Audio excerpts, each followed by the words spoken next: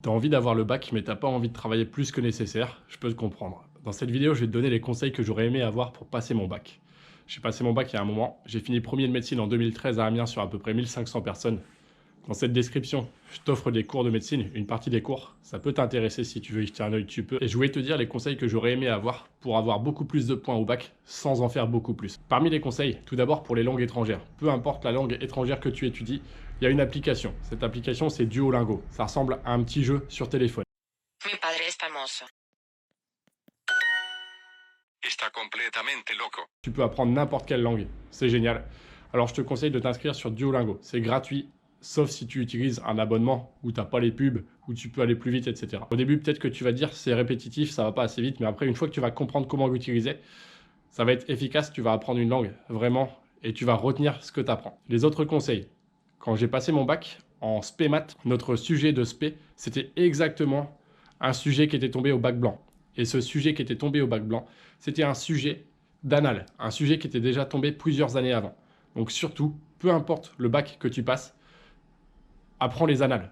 Travaille avec les annales. Tu peux travailler avec des anabacs. Je te mettrai un lien par exemple ici d'anabac. Surtout, refais-le. Réapprends avec des vieux sujets de bac. Pour la philo, j'ai eu une note catastrophique.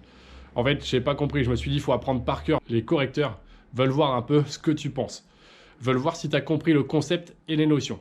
J'avais mis plein de notions, plein de trucs, mais franchement, c'est pas utile. C'est pas ça le plus important. C'est de comprendre un petit peu la notion, comprendre ce qu'on veut te dire. Je te conseille encore une fois d'aller jeter un œil dans les annales.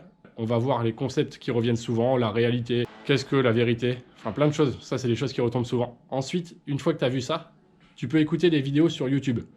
La réalité, c'est ça, ça, ça. Il y a des petites vidéos de 5 minutes sur la philo. Il y en a plein. Je te conseille d'aller voir pour tous les thèmes de philo importants et qui retombent souvent, des vidéos sur YouTube.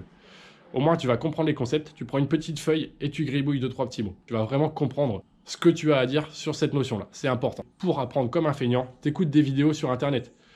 Tu prends une vidéo de philo sur la vérité, t'écoutes.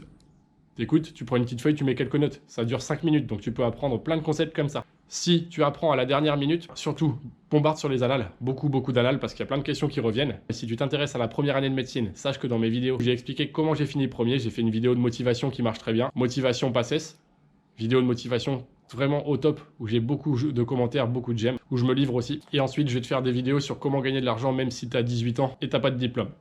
Tu peux gagner beaucoup d'argent sur Internet et je vais te montrer un petit peu les étapes. C'est pas évident de comprendre, donc je te laisse un e-book pour te montrer comment tu peux gagner de l'argent, même en ayant 18 ans sans diplôme. Plein de bonnes choses à toi. Courage pour ton bac, courage pour le reste. Amuse-toi bien. Ciao.